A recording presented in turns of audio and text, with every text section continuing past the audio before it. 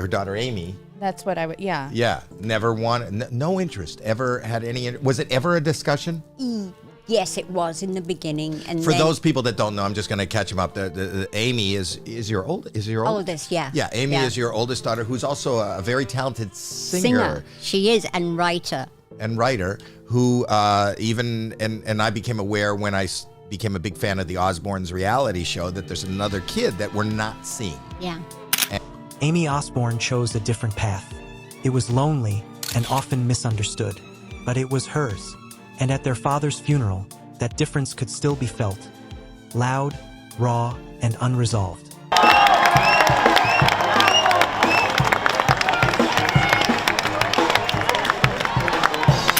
Aimee's grief took a different shape. While Kelly found catharsis in public tributes and shared memories on social media, Aimee's mourning unfolded in silence. She retreated from the noise, returning to her music. It was there, in her home studio surrounded by vintage vinyl and analog synths, that she began composing what would become the most personal project of her life, a concept album dedicated to her father. And I became aware when I became a big fan of the Osbournes reality show that there's another kid that we're not seeing. Yeah. Aimee opted for something radically different. Privacy, independence, and distance. This choice sparked endless speculation, with many fans and media outlets wondering, why did Aimee seem to resent her siblings? What caused the rift, and did it ever heal? To understand the tension, one must go back to the early 2000s, when the Osbournes became a cultural phenomenon. Who became a reality TV star. At a time when reality TV was just finding its footing, the show offered unprecedented access into the home life of the world's most notorious rock family. For viewers, it was gold. For Aimee, it was hell. Aimee, then in her late teens, was intensely private and passionate about pursuing a career in music on her own terms. She believed that exposing their family's dysfunction, vulnerability, and personal details for public consumption was not only degrading but deeply damaging. She feared that participating in the show would define her not by her art or identity, but by her eccentric family brand. She made a controversial decision. She moved out of the family home during the filming of the series. While Kelly and Jack were making names for themselves through outrageous antics and public meltdowns, Aimee disappeared from public view entirely. I feel like that would be nerve-wracking to go to your mom and be like, we're gonna go somewhere else. In a rare interview, Aimee once said, "I felt like I was being forced into a role that wasn't mine. It wasn't who I was, and I couldn't pretend." Her absence wasn't just physical, it was emotional. For years, she remained distant not just from the public, but also from her siblings. This decision left a lasting impact. Kelly, known for her brashness, made several pointed remarks over the years implying that Aimee's rejection of the show, and by extension, the family, was a betrayal. Jack, too, struggled to understand her detachment, especially during a period when he battled addiction and felt abandoned. Were you ever, once you signed on and were involved in it, was there a time when you went, holy fuck? 100%. Without a doubt. There was a lot. That's why we ended it after 3.5 seasons. We just couldn't. Insiders close to the family revealed that Aimee viewed Kelly and Jack's behavior as reckless and attention-seeking. She believed they were capitalizing on the family's dysfunction rather than addressing it. So you didn't enjoy that? I would think a young guy who's going into the clubs. At first I did. At first it was great, and then it was Pandora's box. Because I kind of fell into, drugs, alcohol, just those usual, Hollywood tropes of childhood success. But you don't think you would have done it if you weren't on TV? I don't think I think it just sped it up. Meanwhile, Kelly and Jack saw Aimee as judgmental and aloof, someone who couldn't understand or accept the path they had chosen. The resentment deepened over time. As Kelly and Jack became fixtures in Hollywood's reality TV and tabloid scene, Aimee remained a ghost, an invisible sibling who occasionally surfaced in interviews to speak on her own music, her isolation, and her need for boundaries. Close at all. Like we don't have a great relationship. She'll be the first to tell you that, so it's no secret. After the passing of her father, rock icon Ozzy Osbourne, Aimee finally broke her silence in a deeply personal tribute that shed light on her bond with the man behind the myth. "He was my lighthouse," Aimee said in a rare interview following the funeral. "People saw the storm, the madness, the legend. But to me, he was just Dad, gentle, flawed, funny, and fiercely protective. And was that hard? Was that Very, very hard on me because we were traveling all over the world. We were doing a million things, and Aimee wasn't a part of it. And so it made me feel terrible because I didn't have my whole family. Despite the distance, the love was never fully extinguished. Sharon Osbourne often acted as the emotional bridge between her children, encouraging forgiveness and understanding. In more recent years, there were quiet signs of reconciliation. Sharon once mentioned that while the siblings still struggled with their differences, they were communicating more and learning to respect each other's boundaries. But when Ozzy Osbourne passed, those fragile connections were tested. At the funeral, intimate, private, and heavy with grief, something became painfully clear. Aimee and Kelly could not look each other in the eye. Wife Sharon clung to a tissue as tears flowed down her face. She was comforted by her children. Ozzy! Ozzy! Ozzy! Fans chanted Ozzy's name as Kelly and Jack held their mom at each side as she laid flowers at the memorial, composing herself for... The tension between them, long dormant and buried under years of silence, rose again. Witnesses close to the family described the atmosphere as visibly strained. While Jack did his best to stay neutral and keep the peace, the two sisters sat on opposite ends of the gathering. They did not speak. They did not exchange even a passing glance.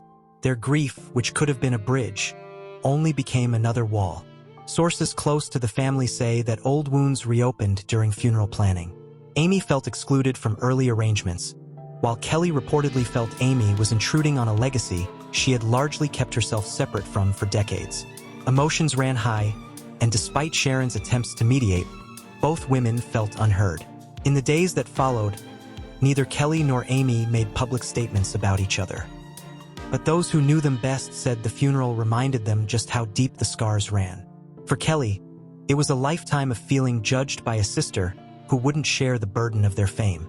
For Aimee, it was the pain of watching her father celebrated through a lens she never agreed with. Aimee's decision to live apart from the family spotlight wasn't rooted in hatred, but in self-preservation. Yet in Kelly's eyes, that choice always carried the sting of abandonment and disapproval.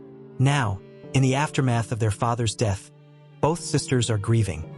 Not only the loss of Ozzy, but the relationship they never truly repaired. Whether time will allow healing remains uncertain. But for now, the rift stands. A painful reminder that even in the most famous of families, love and conflict can coexist in heartbreaking complexity. Now, I know you're doing a podcast and stuff with your family, and I would think, I didn't want to be in front of the camera at all. I was a teacher. But this to me feels different, like just hanging out with my dad. It's not really a job, or I don't see it as a job or working. So even now with the podcast, she doesn't want to be a part. No? Aimee's decision to not appear on the family's MTV reality show in the early 2000s sparked a cold war of public perception. While Jack and Kelly became cultural icons, messy, honest, and flawed, Aimee was missing from the family portrait. And in the world of celebrity, absence breeds suspicion. Why didn't she support her family? Why didn't she show up? Tabloids branded her arrogant. Online forums called her ashamed. Some even accused her of trying to erase her roots, while still enjoying the privileges of the Osbourne name. But the truth? It was never that simple. Behind closed doors, Ozzy once hinted that Aimee was more like him than any of the others. Sensitive, shy, prone to inner storms. While Kelly and Jack turned their pain into performance, Aimee internalized hers. She chose music, art, solitude. She performed under a pseudonym. She never chased attention, only expression. Yet fans of the Osbournes, used to fiery fights and emotional explosions, saw Aimee's privacy as an insult. Even Sharon, ever candid, admitted in interviews that she and Aimee could go weeks or months without seeing each other. The rift wasn't open warfare, it was quiet, uncomfortable distance. And in the vacuum of information, the public filled in the blanks. With resentment, with speculation, with labels Aimee never asked for, inheritance and rumors, the firestorm begins. Things reached a boiling point after Ozzy's death. Rumors swirled about his will, whispers that Aimee had inherited more than her siblings, specifically the countryside estate and intellectual rights to unreleased music. Some called it a betrayal, Others called it a calculated move. Was she being rewarded for loyalty? Or did she manipulate a frail father during his final years? Kelly Osbourne, never shy to speak her mind, gave cryptic interviews. Some people, she said, only show up when it benefits them. To fans, it was a dagger aimed directly at Aimee. Even Jack, usually the most level-headed of the Osbourne children, was said to be stunned by the imbalance. Insiders whispered of heated family meetings, of resentment boiling beneath polite silence. And yet, there was another side. Some close to the family claimed that Ozzy and Aimee shared a private, deeply emotional connection. One that was intellectual, spiritual, and intensely personal. That she was his confidant. That their talks went far beyond fame or fortune. That in Aimee, Ozzy saw a reflection of the boy he used to be, before Black Sabbath, before drugs, before the madness. To some, it was touching. To others, it looked like emotional manipulation. The funeral that broke the illusion. When the family gathered for Ozzy's funeral, the fracture was impossible to ignore. Witnesses described icy silence between Aimee and Kelly. No hugs, no tears shared, just distance, physical and emotional. They didn't even look at each other, one guest whispered. It was like they didn't know how, or didn't want to. Fans were horrified, not because the Osbournes were fighting, but because for the first time they weren't. The usual screaming match was replaced by chilling quiet. Aimee later posted a cryptic image on social media. A single red rose on sheet music, captioned "Silence says more than screams." Was it grief? Was it defiance? Was it aimed at someone? No one knows. And maybe that's the point. Misunderstood or manipulative. To some, Aimee is a cold opportunist. To others, she's a survivor of a toxic spotlight. Her defenders say she stayed away for her sanity, not out of shame. That she loved her father without conditions. That her distance wasn't a power play but a boundary, a shield. In the final years of Ozzy's life, Aimee visited him quietly. She played old records. She wrote songs she never released. She mourned in private, far from the cameras. But because she didn't grieve loud enough, fans assumed she didn't grieve at all. Sharon's final blow and the secret son. As if things weren't complicated enough, Sharon Osbourne was reportedly blindsided not only by Aimee's inheritance but by whispers of another child. Rumors emerged of a long-lost son, possibly fathered by Ozzy decades ago. DNA tests haven't confirmed anything. But for Sharon, who spent a lifetime fighting for her family, the cracks are now deep.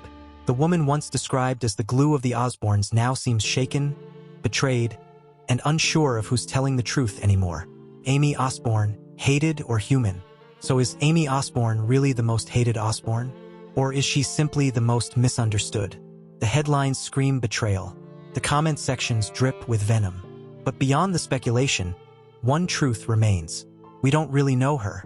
Not like we know Kelly or Jack or Sharon. And maybe that's how she wanted it all along. In the end, families, especially famous ones, are messy. Grief looks different for everyone. And sometimes silence isn't cold. Sometimes silence is protection. Until Aimee, Kelly, Jack, or Sharon speak plainly, all of this remains speculation. Compelling, heartbreaking, but unconfirmed. What we do know is this: Aimee Osbourne walked a different road. She loved in private. She mourned in silence. And in a family built on spectacle, that might just be the most rebellious act of all. This story is based on unconfirmed reports, anonymous sources, and public appearances. As of now, none of the allegations or inheritance rumors have been officially verified by the Osbourne family. This tale, like many in rock history, lives in the gray area between legend and truth.